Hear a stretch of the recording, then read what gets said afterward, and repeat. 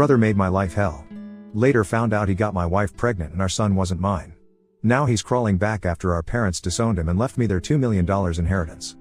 I have a younger brother Caleb who has absolutely despised me all my life. If you are wondering maybe it was out of jealousy, well you are wrong. I wasn't the favored child, he was, so he had nothing to feel jealous about. Let me give you some context. My mom has always pampered my younger brother. He was the golden child in our family. Mom would make his meals, do his laundry, and even ask me to assist with his school work.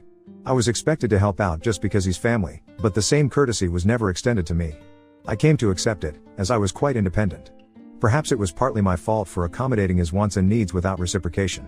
He never lent a hand when I needed it, and reached out to me only when he wanted something from me.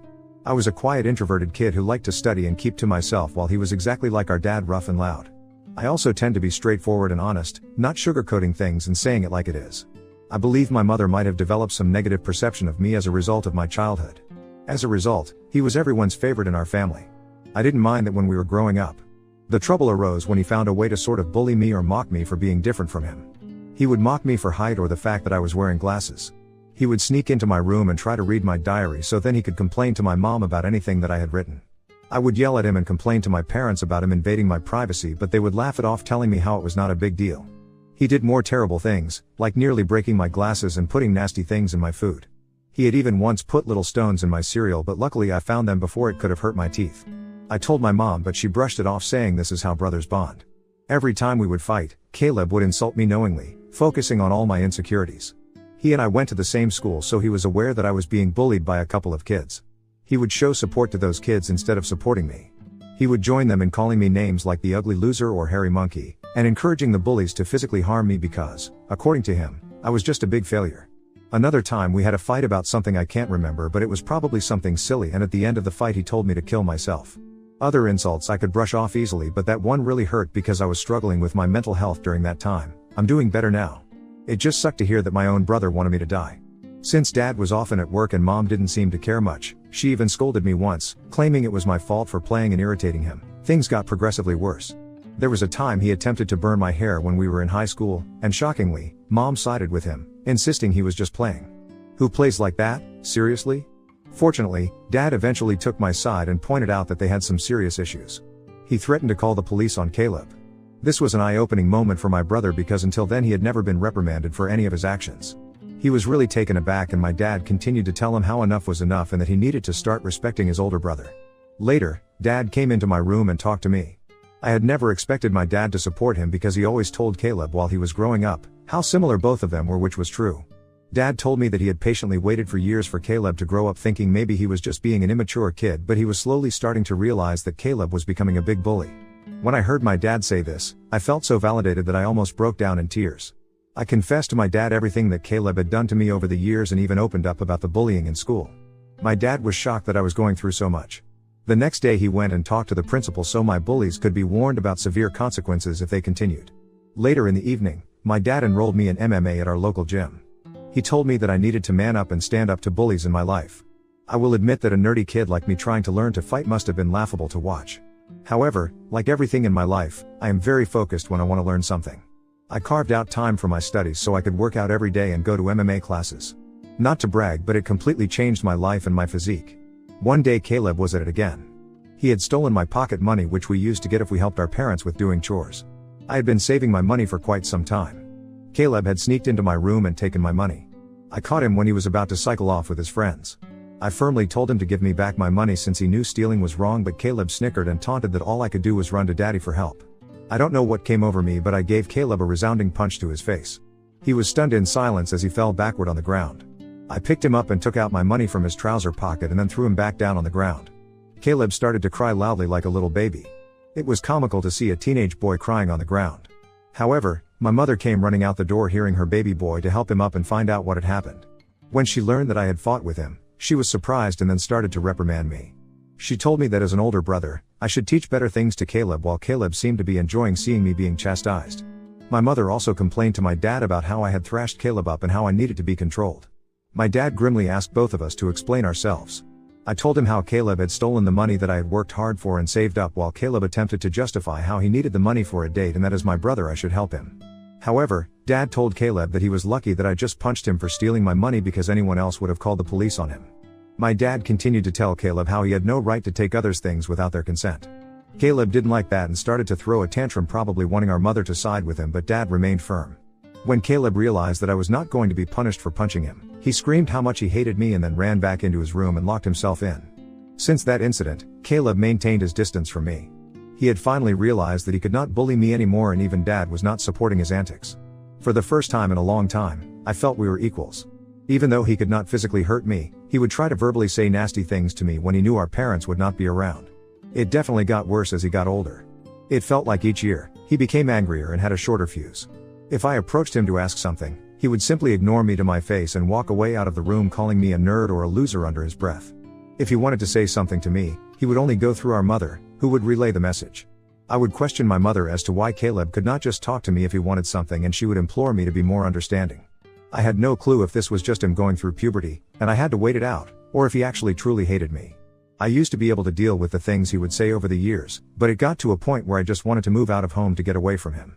I would go to my mother countless times, asking if she could mediate a sit-down conversation for all of us to talk it out, but she always refused, saying she didn't want to get involved. I even asked for her opinion on why he treated me that way, but she would just brush off the question. Eventually, I went away to my dream university since I was a grade A student and was even qualified for a scholarship. My dad threw a party for me and my mom seemed proud of me also. However, Caleb remained aloof and distant, barely acknowledging my achievements.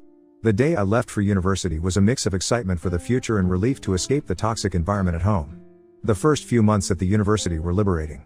I made new friends, enjoyed my classes, and started to build a life separate from the oppressive atmosphere I had experienced growing up. The constant fear of Caleb's verbal attacks lifted, and I felt a newfound sense of peace. I began dating my wife Karen when we were both in the second year of our university. My friend introduced us at a frat party, and we clicked right away.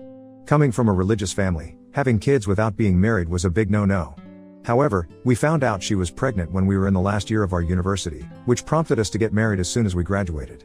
Our wedding was a small but peaceful ceremony. Our parents were happy for us and we had a good time at our wedding. At that moment, I believed she was the love of my life. I always held the mindset that I wanted monogamy in life, one woman to come home to and be with for the long haul. Despite women trying to engage with me over the years, I never pursued anything because I was genuinely content in my marriage. Karen was my dream girl, and I never wanted to hurt her. However, over the years, there were 2 occasions when I discovered she was being unfaithful in our marriage. One was an off and on affair that lasted a few years with her married coworker, and the other was a fling with an ex she had dated in high school when she went to visit her family states away. I'm sure there will be people who might call me foolish, and looking back, I can't really deny it myself. After a period of separation in both situations, I made the decision to forgive my wife. I never wanted to raise my child in a broken home, and I genuinely believed we could overcome these challenges. We were quite young when the situation with her coworker occurred, so I chalked it up to youthful mistakes and not thinking things through. For a while, things seemed okay with us. I could never fully trust her, but I tried my best to push aside my doubts because I knew that if I chose to forgive her, I had to work towards moving past it and starting with a clean slate. It's been 4 years since the second time she was unfaithful, and I felt like I made the right decision by giving her a chance to show that she still wanted to be in our marriage. For years, Karen seemed to have changed, and we were genuinely happy, with plans set in motion for the future of our family. However, 3 months ago, my reality was once again shattered by yet another incident, which, in my mind, was far worse than the others. When she revealed that she had been sleeping with someone for quite some time and suggested that our son might not even be mine. Hearing her words, I felt like the ground had been pulled out from under me. A mix of shock, betrayal, and disbelief overwhelmed me. I struggled to comprehend the enormity of what she had just disclosed. In a daze, I managed to ask her why she had kept such a significant secret and how she could have done something so devastating. Her reaction was a cold and indifferent demeanor. She seemed detached, almost unbothered by the pain she had inflicted. Her responses were vague, leaving me with more questions than answers. It was a surreal and painful moment, confronting the shattered trust and the uncertainties about my own family. I continued to ask Karen to tell me the truth because I felt like I deserved to know the father of the child since I had been literally raising our son since the beginning. In the end, she admitted that it was Caleb. My eyes widened in shock as I asked her what exactly she meant by that. This is when Karen told me how she and Caleb had become friends back when I had introduced Karen to my family and she had stayed with us for Thanksgiving up until the New Year's. I remember Caleb, who was usually cold to me, was quite polite and warm towards her. I was glad since I did not want to make Karen feel unwelcome.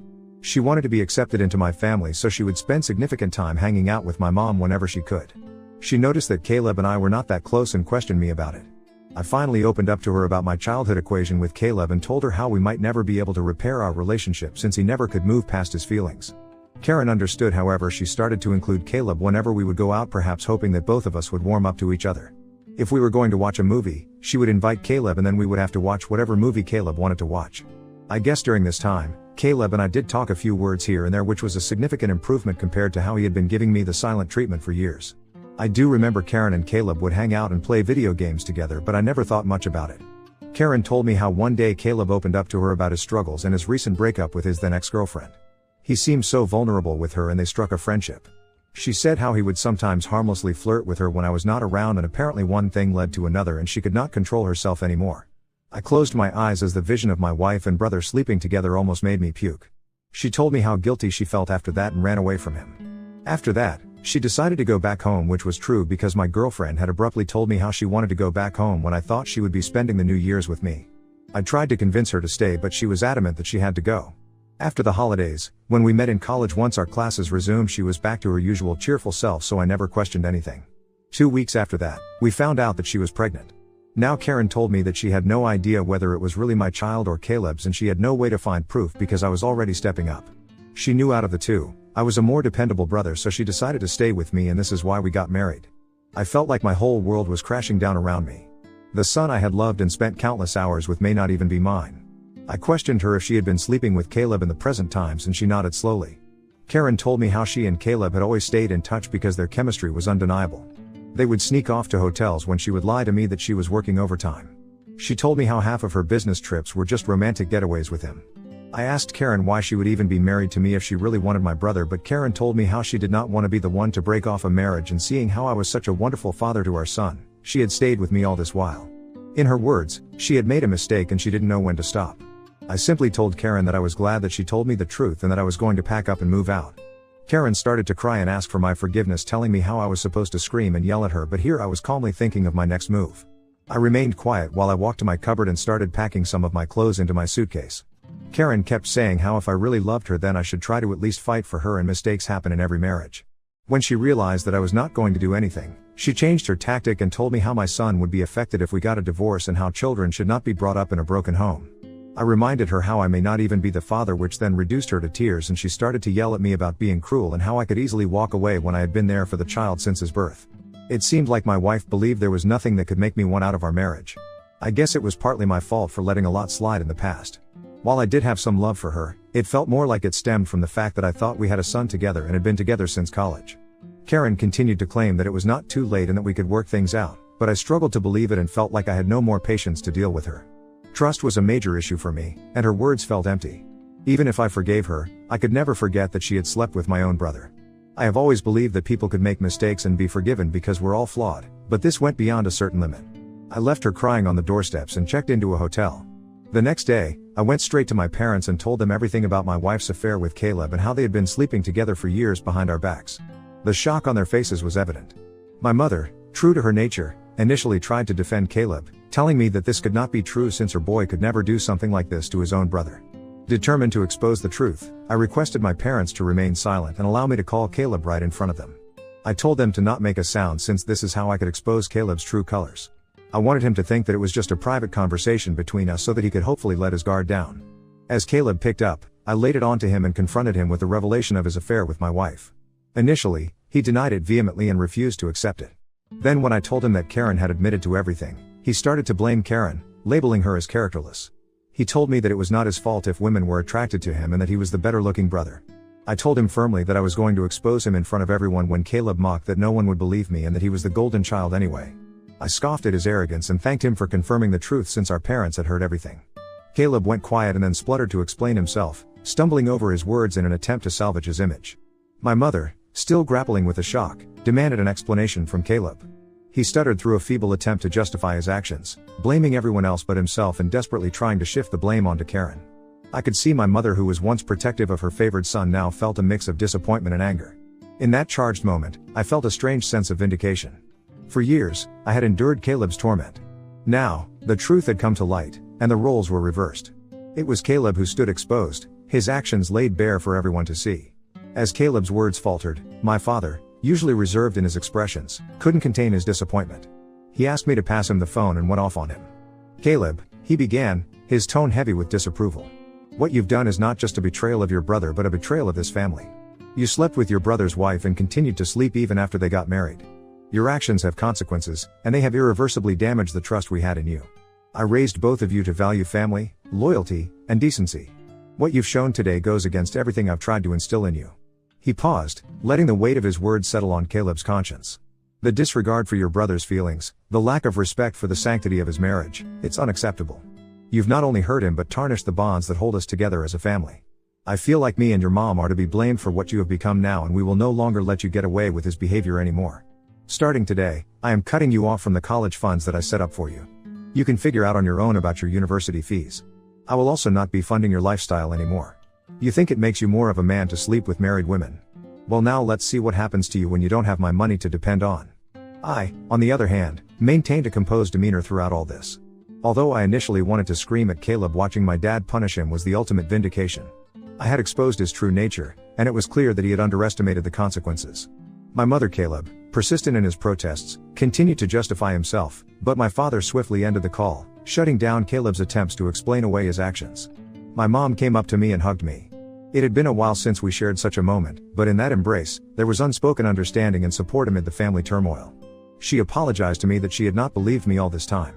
I felt like my 14-year-old self would never have imagined this moment being vindicated and embraced by my mother. After that, my dad helped me find a good lawyer so I could divorce Karen. She and her lawyer tried to fight dirty by asking me for alimony since I earned more than her, but luckily her affair played heavily in my favor. We also had a paternity test for my son, and it was determined that Caleb was indeed the father of the child. I can't begin to write how painful it was for me to digest this news. It was worse than when Karen told me that she had been cheating on me. I felt so pissed that my son didn't belong to me. However, I guess God works in mysterious ways, because I decided to stay strong throughout all this. Karen begged me that I should keep visiting my son since he should not be punished for all this, but I just could not bear to see him. He reminded me of Caleb and I hated it. After my divorce was finalized and I was finally free, I moved into my own bachelor pad. It felt surreal living on my own since I had got married so young and never really lived on my own. However, since I had always been independent, I was quick to adapt to my bachelor lifestyle and I honestly loved it. 2 weeks ago, my dad called me to let me know that he had been thinking of changing his will since he didn't want to give Caleb anything. If there's one thing to know about my dad, it is that he is extremely stubborn. Since he had made up his mind that he wanted nothing to do with Caleb, he had kept his word.